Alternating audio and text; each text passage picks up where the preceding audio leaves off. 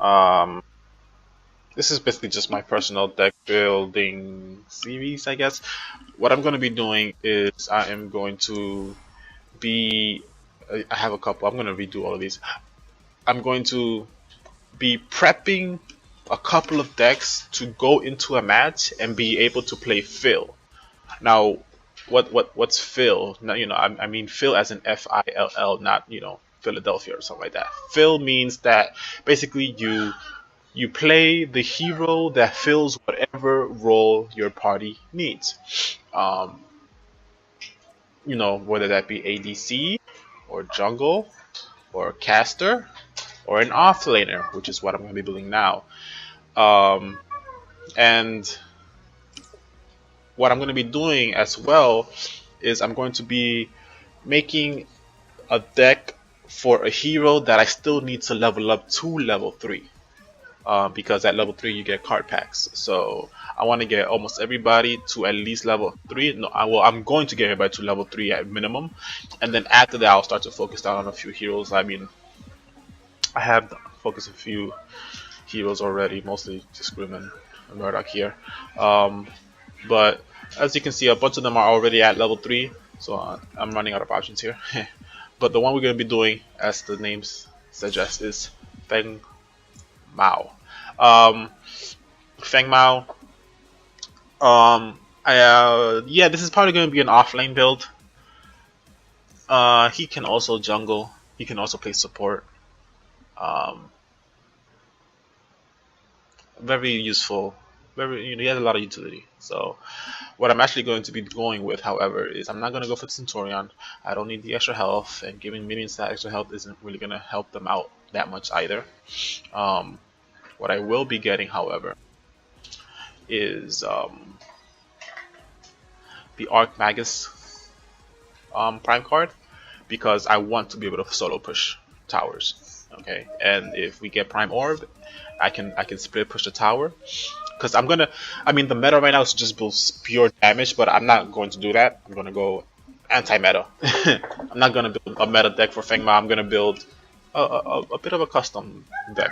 It's not going to go too far away from the meta, because the meta is what gets you wins, and you have to, if you want to play a competitive game, you want to try to win, right? But I'm still going to be trying to build something a little bit different. Something that can split push, something that can take down structures. That's the Armagus. The Archmagus card is going to definitely help us, make those minions that we have do 300% damage to the structures. So we're gonna go with that. And because he is Order and Fury, there's one card that I want to get out the way right from the get-go. Because even though I want to split push and take down towers by myself, I'm still going to be I still want to be engaged in team fights. I still want to help out the team and all of that. So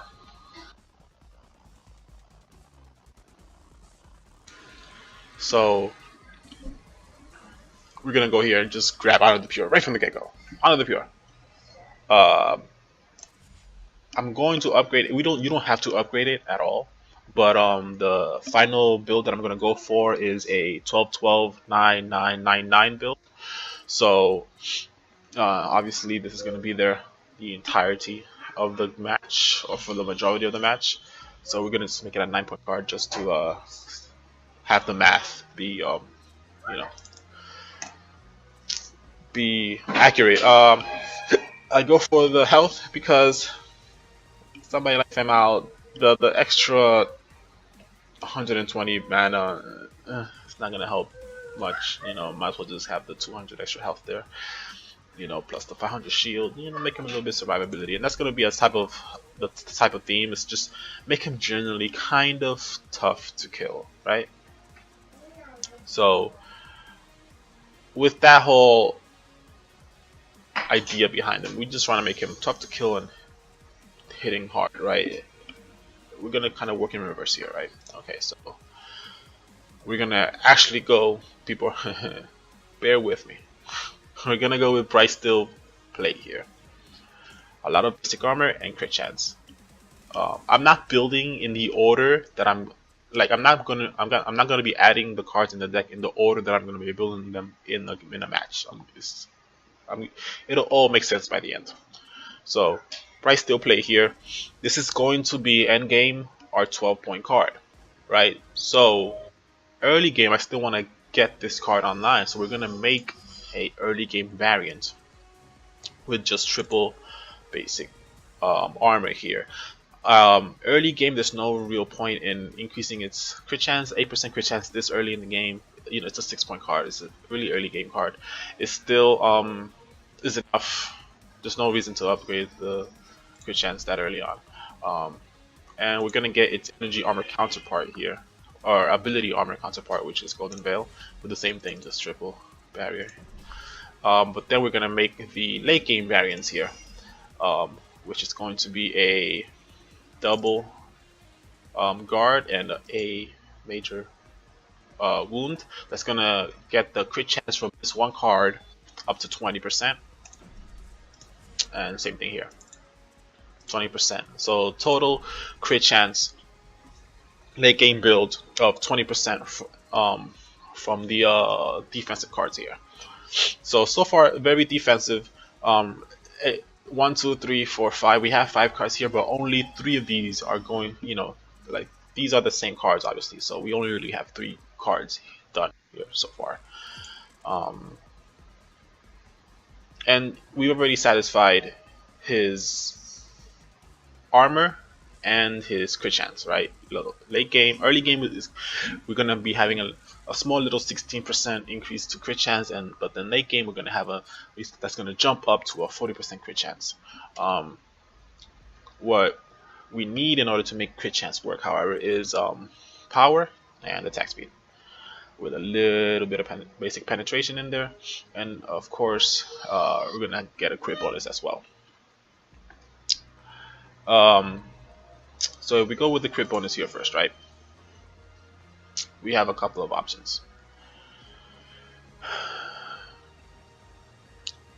We can increase his mana, which we're not gonna do. We can increase his power, which we can do. We can increase his attack speed, which we can do.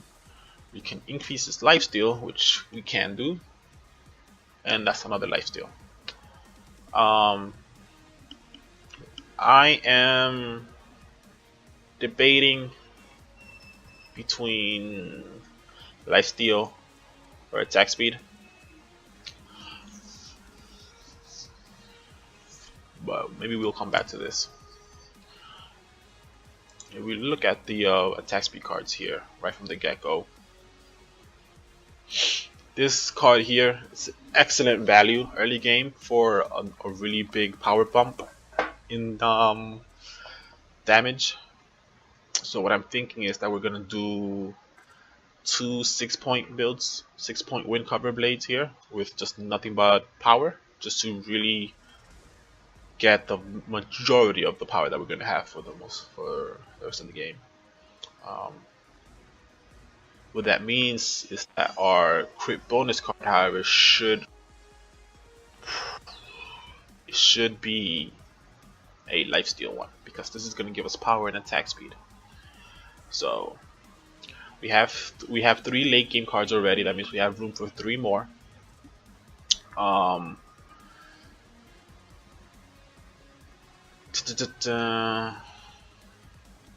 actually not sure about the crit bonus. We might actually just, because we still need a ward, right? Wards save lives. So we clear the filter here. And we look at wards. We can go with one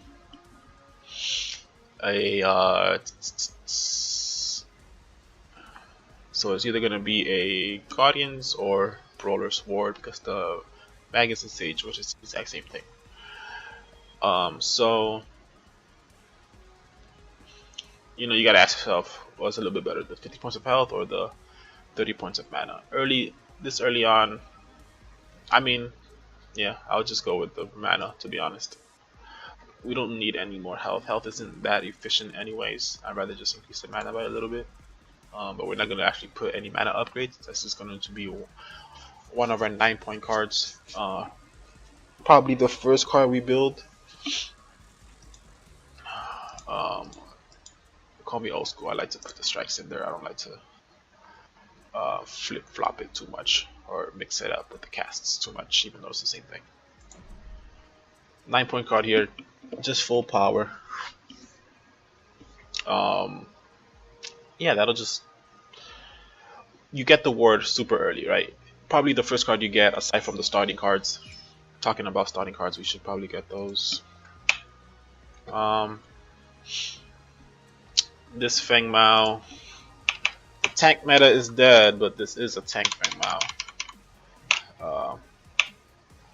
However, FengMao, I call him tank, but it's really just more offlane, right? And offlane, what do offlaners need? Offlaners need a, where is it? Where is it? Here it goes. A healer token for that sweet B gain, and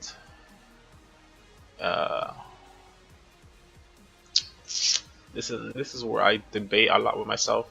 Should I go with a Scout Sword or should I go with a health pot to like really be able to sustain for a long time? I feel like a health pot would help more than the Scout Sword because he does have an escape. He has that dash, you know, that gives him a shield to boot, so that will mitigate a lot of potential problems for him during the laning phase. So I think that a health pot would end up going better because as well, these are our first 3 points, right? But the next 3 points are going to go into the Brawler's Ward, so I don't feel there's a real need to get a Scout Sword so early on, because you know, off laning you have to just lane safe. You know, I mean, and even with the healer token health pot opening, he can still jungle with this. He can still play support with it. He could play, I mean, I won't want to jungle with this build. I would want to do off lane or support. One of those two. Because it's a tanky build, even though people don't really build tank anymore. But I'll always say it's the playstyle that matters more than what cards you have, right? So back to the deck, back to the late game cards here. We have two 12-point cards in Golden Veil and Breaststeel Plate, right? And two 9-point cards in Honor the Pure and Brawler's Ward. So now we need 2 more 9-point cards to finish off the build.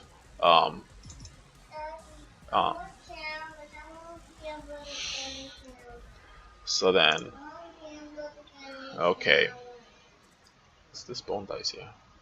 Oh, that's pretty cool.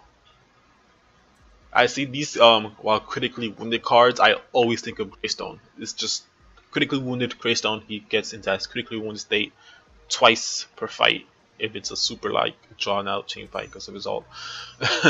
So a lot of value for Greystone for this type of cards. We don't need any more crit chance, so I don't know why I clicked on that. We need to hit faster and harder. So to that end, I feel like we will be foregoing crit bonus and just focusing on power and attack speed here with the Wind Carver Blade at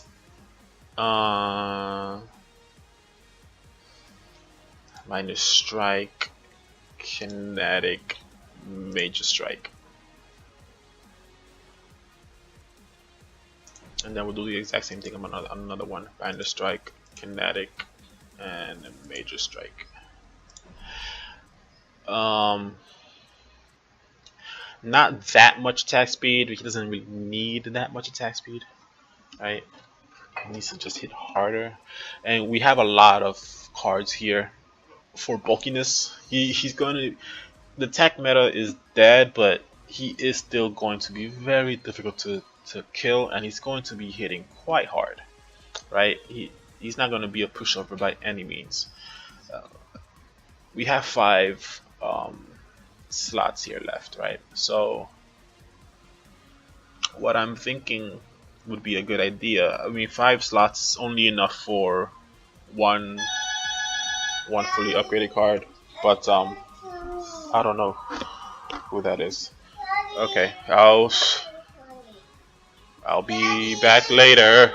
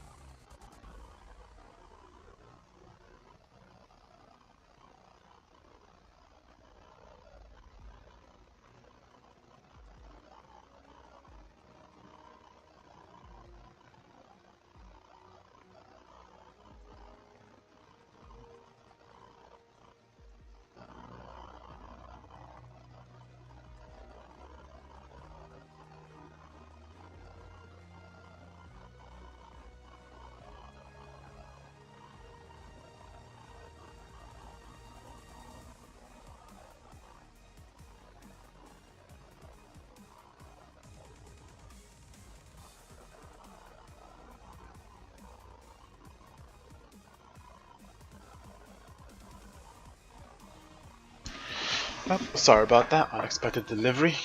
Okay, so back to the Super Bruiser FengMao here.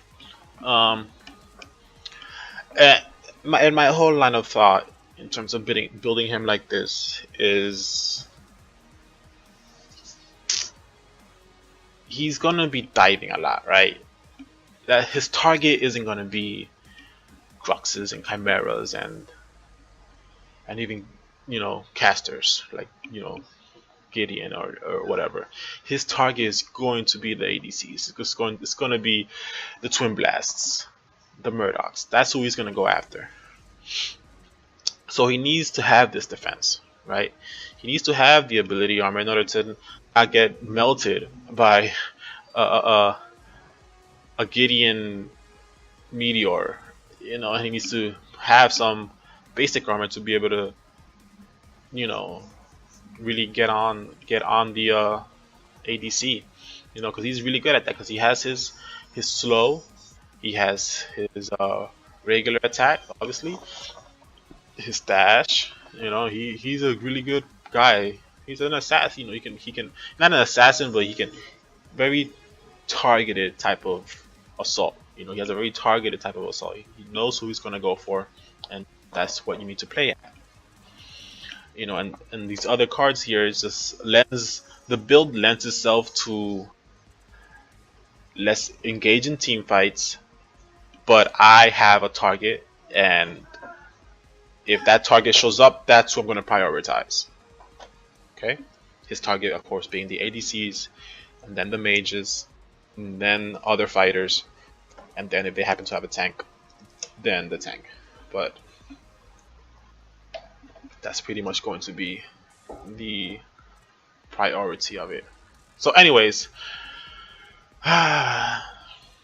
so what happens if they decide to build some basic armor, right? Because most of FengMao's damage is going to come from his abilities, is going to come from his basic attack, right? So then we need to be able to get through that, which is why we need to build at least one card with basic penetration here. The one I'm obviously going to be looking at Rustbreaker the most here. Just taking a look at all the other ones, yeah. Rustbreaker is going to be the best choice for this. Uh, Going back actually, is there a Fury card that would lend itself better here to my cause? Madstone Gem, just pure power upgrades into it. 7 points of power. No, I think I want the attack speed here to be at 16.5 from each card.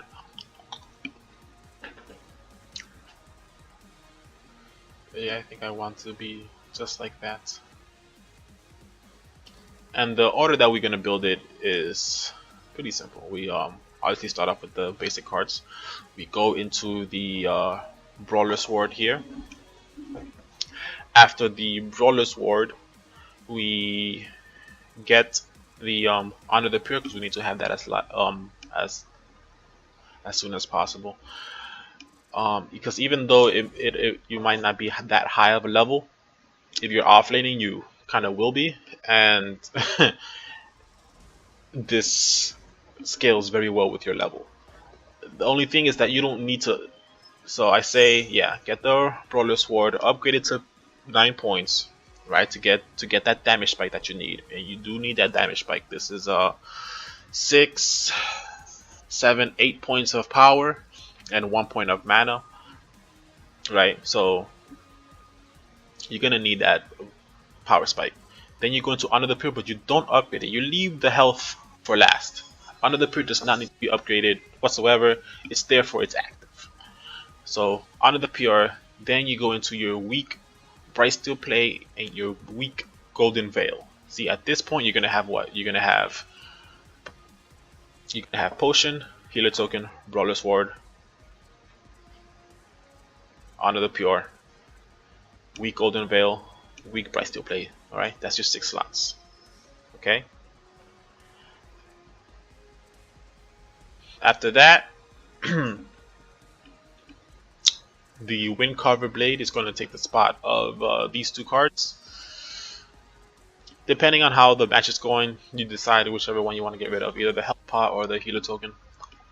You know, either or, they're both going to get replaced by the Wind Carver Blades, right? And you max these out. They're both 9-point cards, so you max them both out, and then you go back and replace your weak Bright Steel and Golden Veils for your strong Bright Steel and Golden Veils. Last but not least is when you add the 3 health points to Honor the Pure. That's pretty much the order. Obviously, if they're running like a double carry thing, you might want to do the Bright Steel play a little bit earlier. If they have a lot of mages, you might want to do the Golden Veil a little bit earlier. The strong versions of them anyways. You know, it depends on the match, but generally that's the order that you want to do. You want to do, you know, starter items, Brawler's Ward, Honor the Pure, weak Bright Steel, weak Golden Veil, Wind Cover, strong Bright Steel, strong Golden Veil, finish off Honor the Pure. That's the general order of the build here. If they happen to be building a lot, like I was saying before, they happen to be building on, for some reason, and they build basic armor, and like nobody's building armor right now, right? So people that do build armor kind of do tend to be tanky because people aren't building armor, so a lot of people aren't bothering to build that much penetration either. So if you build tanky, you'll feel it. You'll feel the survivability. It just won't be as OP as it was. You won't be able to just stay alive forever. You know, if you get jumped by 2 or 3 people, you're going to die just as fast as anybody else. But in a 1v1 situation, I would say that it does matter. But anyways, I keep going off on tangents. If they for some reason are building penetration, I mean basic armor, then we're gonna get a rush breaker here at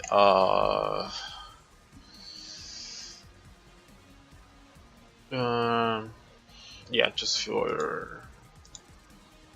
pure pierce here. I was actually able to build a freaking major pierce. That was awesome. Thank you, card crafting. I forgot completely that I did that. If they have armor, you get more damage from building penetration as opposed to building power. But that's very situational. That's if there's somebody building a lot of armor. I mean, and even like even if I saw somebody building this much armor, this much basic armor, I probably still won't even build the Rush Breaker. They would have to like build. They would have to build like a tempered plate with with three graded guards here. For the penetration to be worth it. But yeah, that's the FengMao build here. It's not meta FengMao. It was probably a little bit more meta with the Legacy map, but you are still going to hit hella hard. Why? Because you have a 40% crit chance, my friend. Okay, you get 20 crit chance from both Bright Steel and Golden Veil. That's 40%. So if you get on somebody, and FengMao is really good at staying on top of people, right? If you get on somebody, you're gonna hit them hard, especially once you get your wind covers online, because you get an insane value of power from the wind cover blades. Okay, Honor the Pure is also just gonna let you survive things. So overall, pretty weird build, I would say. Experimental build. He wants to play in the off lane, especially because he's gonna be getting Honor the Pure pretty soon, pretty early on in the game, and if not off lane, support would probably be best after that. Um, Off lane or support, yeah, off lane or support would be the best for him. You can jungle, but not preferred, obviously. Um, you when you jungle, a healer token is enough to mitigate the damage, but you really want to siphon. If you don't want to siphon it, I'll bring them up right quick. It's these. It's the passives that have the health regen on basic attack. But other than that, though, that's pretty much it. But we do have one little card left over, one little slot left over here. If we look at the cards that we have, we might want a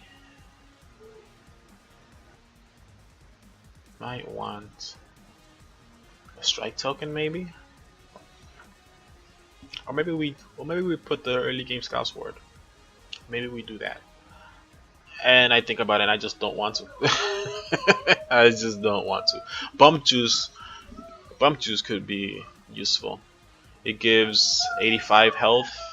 This here gives 90 health, so it's only a 5 health point difference between the health pot and the bump juice.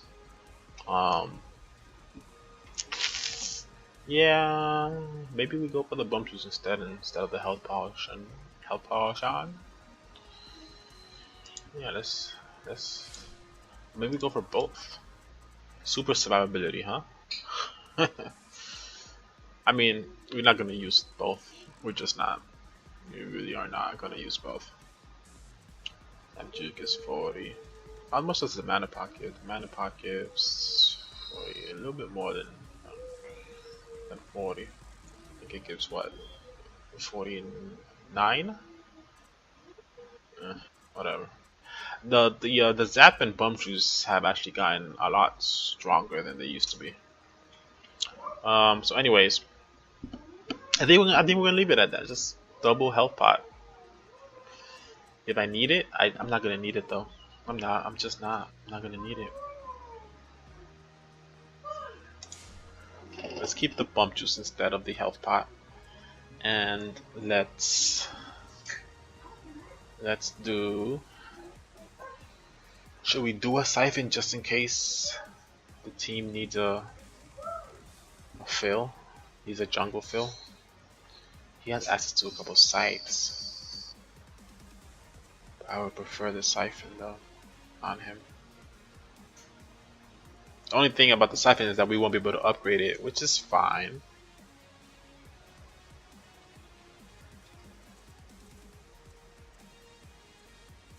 Here are the Siphons. Magus's Siphon. Lord's Siphon.